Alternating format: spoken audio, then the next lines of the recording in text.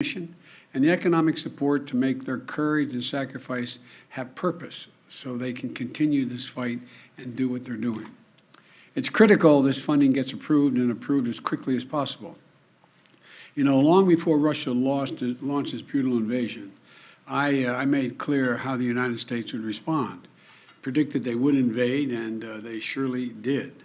We said we'd not send U.S. troops to fight Russian troops in Ukraine, but we would provide robust military assistance and try to unify the Western world against Russia's aggression.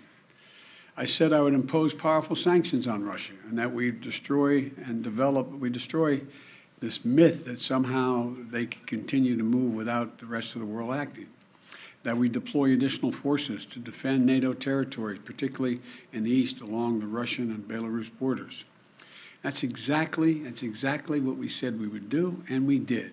But despite the disturbing rhetoric coming out of the Kremlin, the facts are plain for everybody to see. We're not attacking Russia. We're helping Ukraine defend itself against Russian aggression. And just as Putin chose to launch this brutal invasion, he could make the choice to end this brutal invasion. Russia is the aggressor. No ifs, ands, or buts about it. Russia is the aggressor, and the world must and will hold Russia accountable. Russia's continued assault is yielding immense human cost. We've seen them leave behind horrifying evidence of their atrocities and war crimes in the areas they try to control. And as long as the assaults and atrocities continue, we're going to continue to supply military assistance. And I might note parenthetically, you know, there's a dinner this weekend, Celebrate the Press. Think of what the American press has done, the courage it's taken to stay in these war zones, the courage it's taken to report every single day. I've always had respect for the press, but I can't tell you how much respect I have watching them in these zones where they're under fire, risking their own lives to make sure the world hears the truth. Imagine if we weren't getting that information. It'd be a different world. It'd be a different circumstance. In the past 2 months, Russia launched its brutal attack and has moved weapons and equipment to Ukraine. We've moved weapons and equipment to Ukraine in record speed. Thanks to the aid we provided, Russian forces have been forced to retreat from Kyiv. Doesn't mean they're not going to try to come back, but they've retreated thus far. We've sent thousands of anti-armor, anti-missiles, helicopters, drones, grenade launchers, machine guns, rifles, radar systems, more than 50 million rounds of ammunition. The United States alone has provided 10 anti-armor systems for every Russian tank that is in Ukraine, 10 to 1. We're providing Ukraine significant, timely intelligence to help them defend themselves against the Russian onslaught. And we're facilitating a significant flow of weapons and systems to Ukraine from our allies and partners around the world, including tanks, artillery, and other weapons. That support is moving with unprecedented speed. Much of the new equipment we've announced in the past 2 weeks has already gotten to Ukraine, where it can be put to direct use on the battlefield. However, we've almost exhausted what we call, the fancy phrase, the drawdown authority that Congress authorized for Ukraine in a bipartisan spending bill last month. Basically, we're out of money. And so that's why today, in order to sustain Ukraine as it continues to fight, I'm sending Congress a supplemental budget request. It's going to keep weapons and ammunition flowing without interruption to the brave Ukrainian fighters and continue delivering economic and humanitarian assistance to the Ukrainian people. This so-called supplemental funding addresses the needs of the Ukrainian military during the critical weeks and months ahead. And it begins the transition to longer-term security assistance that's going to help Ukraine deter and continue to defend against Russian aggression. This assistance would provide even more artillery, armored vehicles, anti-armored systems, anti-air capabilities that have been used so effectively thus far in the battlefield by the Ukrainian warriors. You know, and it's going to deliver much-needed humanitarian assistance as well as food, water, medicine, shelter, and other aid to Ukrainians displaced by Russia's war, and provide aid for those seeking refuge in other countries from Ukraine. It's also going to help schools and hospitals open. It's going to allow pensions and social support to be paid to the Ukrainian people so they have something in their pocket. It's also going to provide critical resources to address food shortages around the globe. Ukraine was one of the world's largest agricultural producers. It typically grows 10% of all the wheat that's shipped around the world. Putin has asserted sanctions are blocking food from Ukraine and Russia getting on the market, the sanctions we've imposed on Russia. Simply not true. Putin's war, not sanctions, are impacting the harvest of food and disrupting the movement of that food by land and sea to nations around the globe that need it. This funding is going to help ease rising food prices at home as well and abroad caused by Russia's war in Ukraine. It's going to help support American farmers produce more crops like wheat and oilseed, which is good for rural America, good for the American consumer, and good for the world. And this supplemental request will use the Defense Production Act to expand domestic production and the reserve of critical materials like nickel and lithium that have been disrupted by Putin's war in Ukraine and that are necessary to make everything from defense systems to automobiles. And I hope Congress will move on this funding quickly. I believe they will. I want to thank Congress, Democrats and Republicans, for their support of the people of Ukraine. And next week, I will be in Alabama to visit Lockheed Martin plant that manufactures the Javelin anti-tank missile we've been sending to Ukraine, and to thank the American workers, thank them for producing the weapons that help stop Russia's advances in Ukrainian cities like Kyiv. Their hard work has played a critical role in ensuring Putin's strategic failure in Ukraine, and they should know that we know it. In addition to this supplemental funding, I'm also sending to Congress a comprehensive package that will enhance our underlying effort to accommodate the Russian oligarchs and make sure we take their ill-begotten gains. We're going to accommodate them. We're going to seize their yachts, their luxury homes, and other ill-begotten gains of Putin's kleptocracy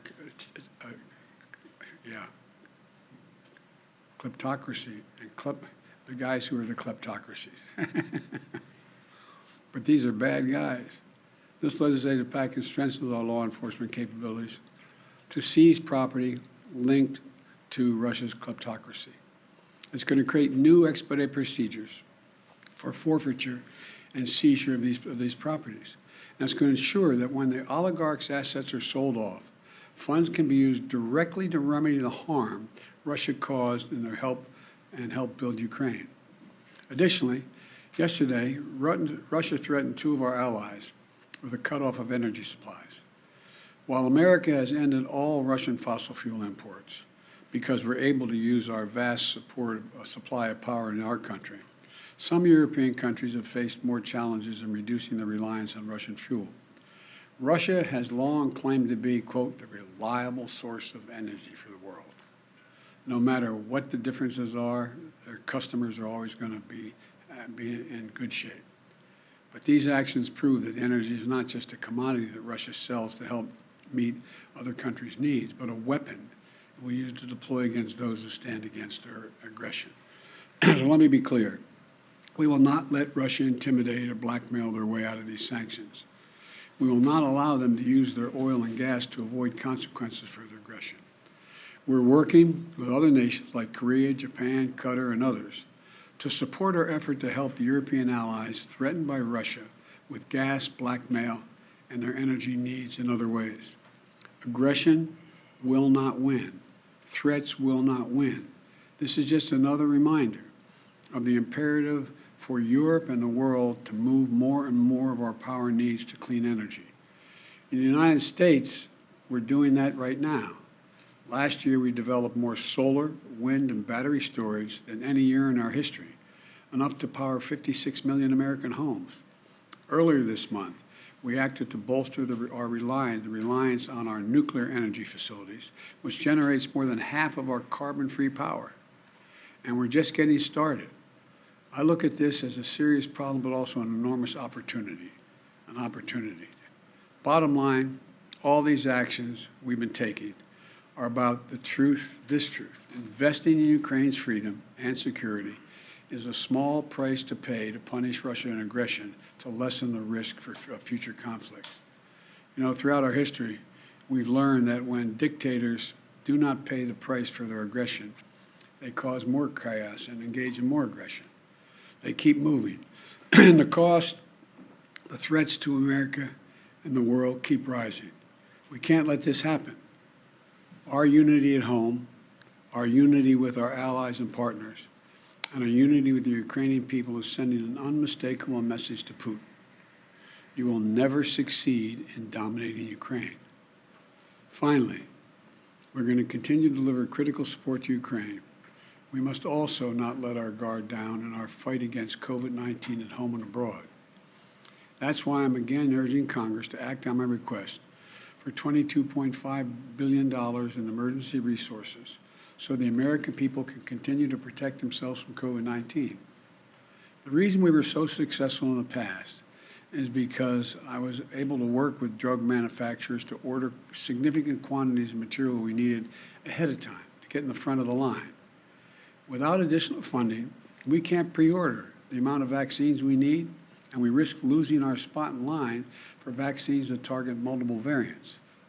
We're running out of supply for therapeutics, like antiviral pills that we desperately need. Without additional funding, we're unable to purchase a life-saving treatment for the American people. We've donated more vaccines and treatments to the world than all other nations in the world combined. If the U.S. won't do it, no one else is really going to step up and do it. Without additional funding, the United States won't be able to help stop the spread around the world and close off ongoing sources of the supply chain disruptions. Look, let's get both of these critical tasks done. No delays, no excuses, just action, now, now. Thank you all. Thank you. Mr. President, what's your message to refugees on the... Go ahead. No, you go. Okay. Mr. Watch your head, man. You're going to get hurt. Just turn that camera on. I'm going to try to spot He's a gentleman. Mr. President, I wanted to ask what your message is to Ukrainian refugees on the southwest border and those that are trying to flee Ukraine from the violence. We have made a direct means by which they can get from Europe, from Ukraine, directly to the United States without going to the southern border. In the meantime, in the southern border, we're trying to work through and make sure that it's an orderly process they're able to get in. But just so you know, we have said there's no need to go to the southern border. Fly directly to the United States. We set up a mechanism whereby they can come directly with the visa. Mr. President, thank you. How worried are you by a growing number of Russian comments in the media and among some of their officials painting this conflict as actually already a conflict between NATO, the US, and Russia? And they're painting it in very alarmist terms, talking of nuclear weapons, saying it's a life or death struggle, etc. And just separately, or connected to that, Lavrov himself says it's already a proxy war, not a direct war, but a proxy war. So are either of those two things true, and do they worry you, those statements? They're not true. They do concern me because it shows the desperation that Russia is feeling about their abject failure in being able to do what they set out to do in the first instance. And so I think it's more of a reflection, not of the truth, but of their failure. And so instead of saying that the Ukrainians equipped with some capability to resist Russian forces are doing this, they've got to tell their people the United States and all of NATO is engaged in taking out Russian troops and tanks, etc. So it's number one, it's an excuse for their failure.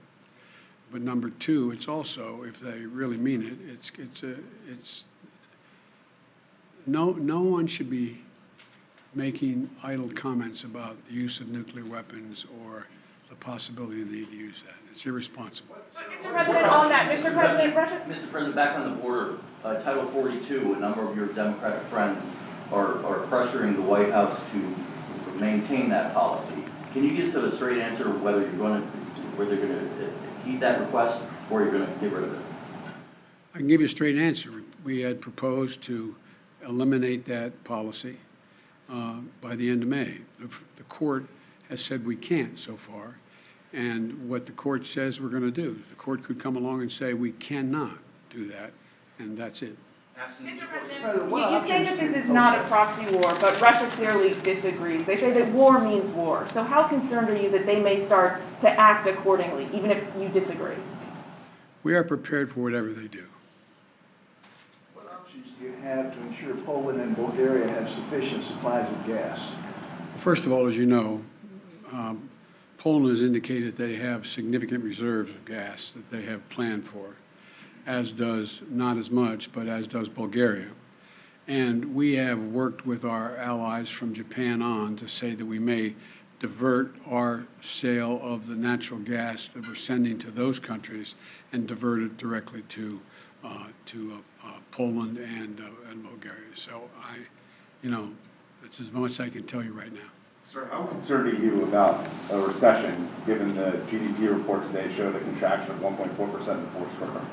Well, I'm not concerned about a recession. And I mean, you're always concerned about a recession, but the GDP, fell to 1.4%. But here's the deal: we're also had last quarter consumer spending and business investment and residential investment increased at significant rates, both for leisure as well as hard products. Number one. Number two, unemployment is the lowest rate since 1970. A record 4.5 million businesses were created last year.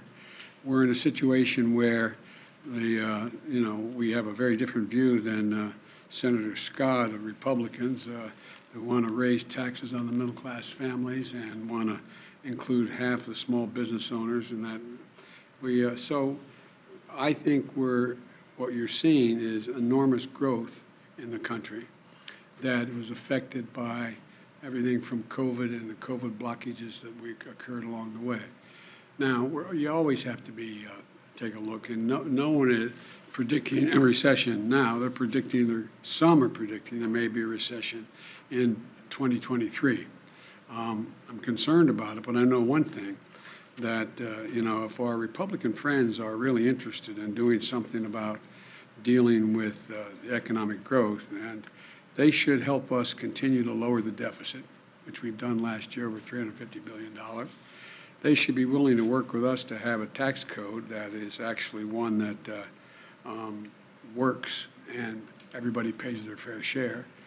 And they should be in a position where you shouldn't be raising taxes on middle-class folks. You should be raising taxes on people who everyone acknowledges that the vast majority of Republicans aren't paying their fair share. I've said it 100 times. You have, 50 major corporations of the Fortune 500 companies made $40 billion last year, didn't pay a single penny. No one under our proposal, making their $400,000 a year, will see a penny in their taxes go up, not one penny. Mr. President, about tying COVID aid to Ukraine aid. Do you think COVID aid and Ukraine aid should be tied together in legislation? Well, I don't care how they do it. I'm sending them both up. I mean, they can do it separately or together, but we need them both. Mr. President, Majority Leader Schumer said yesterday that you're, quote, getting closer to using executive authority to cancel up to $50,000 in student loan debt. Can you confirm that? What exactly are you looking to plan to do here in the coming You mean my months? spokesman said that? Majority Leader Schumer. Look, number one, first thing we did was reform the system that was in place that didn't work for anybody, that allowed people to write off debt if they engaged in public service. We have almost 1,785,000, don't hold me the exact number, I'll get the number, 700 and some thousand have had debt forgiven, their whole debt forgiven because of their working in either as teachers or other means by which they qualify. And we continue to make that easier. Secondly, I am considering dealing with some debt reduction. I am not considering $50,000 debt reduction, but I'm in the process of taking a hard look at whether or not there will be additional debt forgiveness, and I'll have an answer on that in the next couple weeks. How high are you looking Thank at? you. Thank you, guys. Thank you Thank very you, much. guys. Thank you. Thank you, Thanks, Mr. sir. President. Appreciate it. Thank you, Mr. President.